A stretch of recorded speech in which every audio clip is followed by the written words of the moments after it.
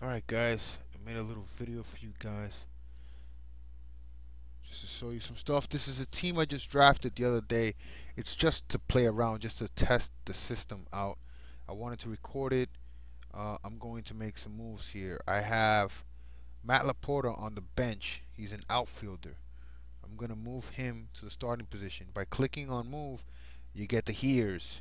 It tells me every place I could put him. I could put him in one of the outfield positions. I could put him in utility. I can't put him anywhere up here, so I'm not allowed to.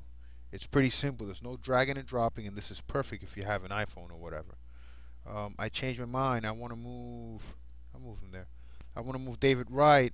I can only put him in the first or third spot or the utility spot. Very simple. You can't screw up. Bench. Now I want to pick up a new player. So I'm looking for, I don't know, in 2009, maybe a first baseman that hit,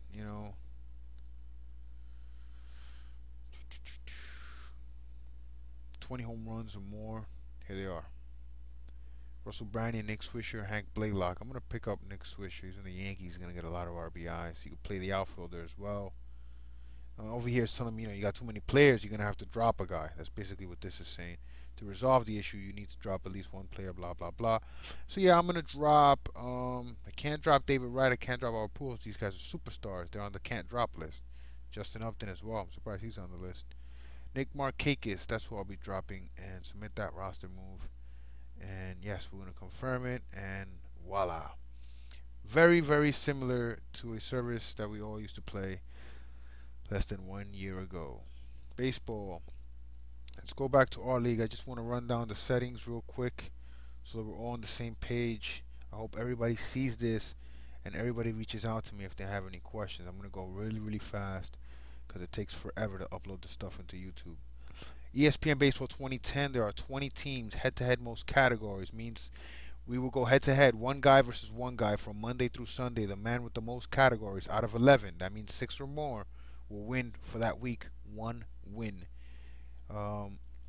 The positions, we got a catcher, first base, second base, third base, shortstop, 3 outfielders, not left, center, and right. Instead, 3 outfielders. Just to make it simple. One utility means you could put any hitter in this spot. All DHs are a utility by default. A pitcher means you could put any pitcher in this spot, but you have 3 starting pitchers and 5 relief pitchers in particular. 5 bench and 3 disabled lists. I think this is going to be moved to either 4 or 2. I'm working on the disabled list still. Games played limits. This is new. You have a 200 at bat limit. What this means is that on Saturday night, by the time Saturday night is over, you must have less than 200 bats, meaning 199 or less. If you have 200 or more, you will not be able to get one more stat on the whole entire day of Sunday. So what you want to do is get into the 180s or the 190s as far as at bats are concerned by Saturday night. Getting too late into the 190s is close. You don't want to go over accidentally. You don't want a game to go into extra innings and one of your guys gives you way too many at bats and you go over. Sunday will mean nothing to you if you go over this limit by Saturday. Heck, if you go over this limit by Thursday, the rest of the week won't mean nothing to you. So stay under your 200 at bat limit. Right now at 200, it's set to be you should be able to stay underneath it easily.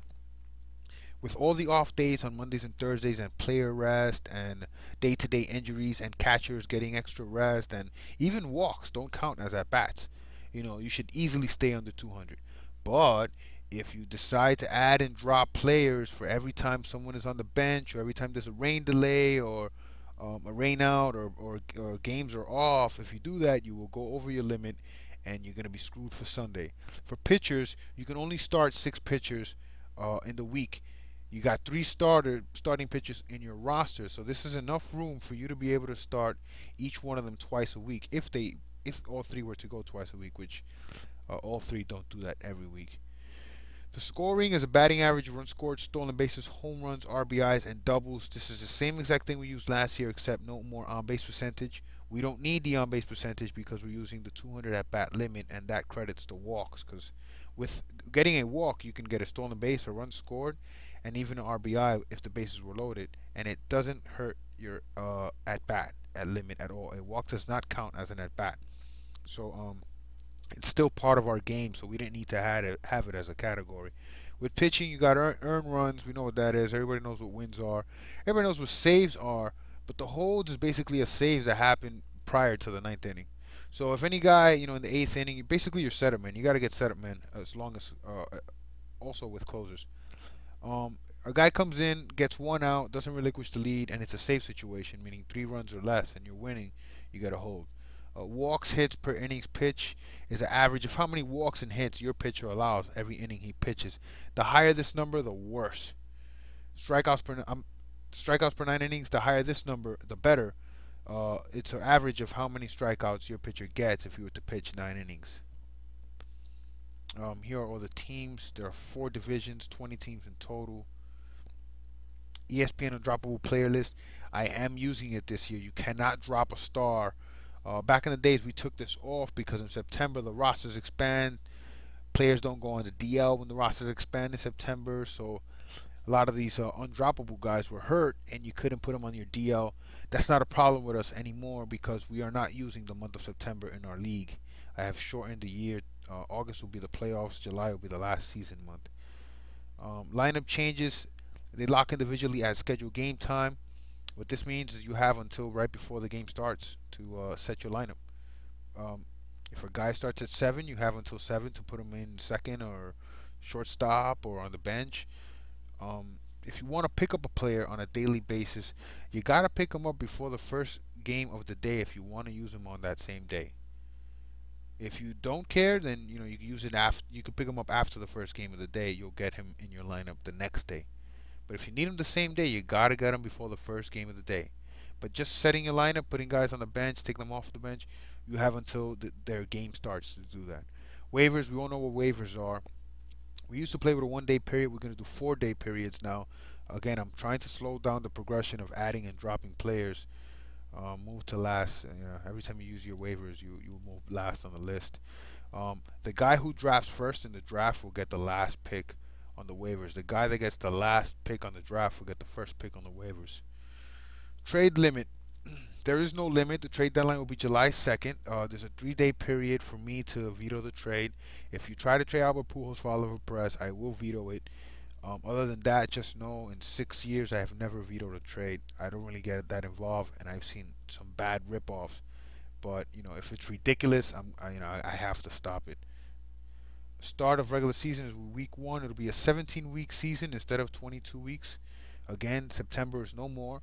I'm just trying to make it simpler, make it easier, cut back on some of this fantasy baseball. It's 6 months long. It's every day. Cut September out. Plus September's that month where in the playoffs you got all these new players coming from the minors. Nobody goes in the DL, so it's kind of hectic. It was like the perfect month to cut, so it's out. And there won't be any ties, people. If there's a tie on a week, the ERA will snap that tie. I hate ties, and there won't be any ties at all. Even if the ERA is tied, the batting average will untie it. If that doesn't, we'll default to the whip. Then the canine, then the doubles and the stolen base. I could go on and on. We'll go through each and every one of the categories, but there will be no ties this year. Playoff brackets. Let's go. I can show you this. I can show you the actual tree. There's 4 divisions, so each division will get a division champion, and he'll have a bye in the first week of August. This is the playoff round 1. The next best 8 teams, regardless of division, will enter as wild cards in round 1, and they'll battle it out to meet the division champions in round 2. That will end up in round 3, and then the championship round. Each one of these rounds are only 1 week long.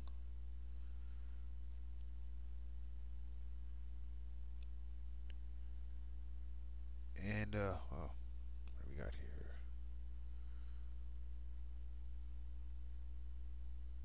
Oh, there's one thing I forgot to mention.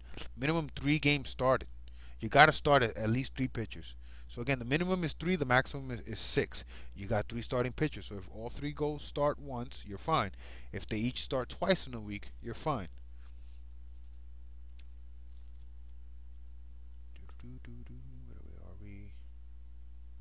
The draft is, of course, March 21st at 11:15. You got 30 seconds per pick. People do mock drafts. Learn the art of the queue. draft order randomized 1 hour prior to draft time. ESPN will do this automatically at 10:15 a.m. I suggest you go at 10:15 a.m. and find out when you're drafting so you can start strategizing. Now, one last thing I want to show you is a scoreboard. Launch stat tracker. It was the most annoying thing on Yahoo. You had to wait till this application loaded. Sometimes it didn't load, and when it did load, it would give you false information. There's no loading here. It's embedded in the web browser, which means you can go on your mobile phone and check this out. You don't need to have the application. And over here, Clear Cut tells you if you don't get 3 games started, you will not win the whip and you will not win the ERA. And that's pretty much it. Oh, one last thing I like to show people. Right here. Fantasy Helpline 188-549-ESPN. Try to get that, Yahoo.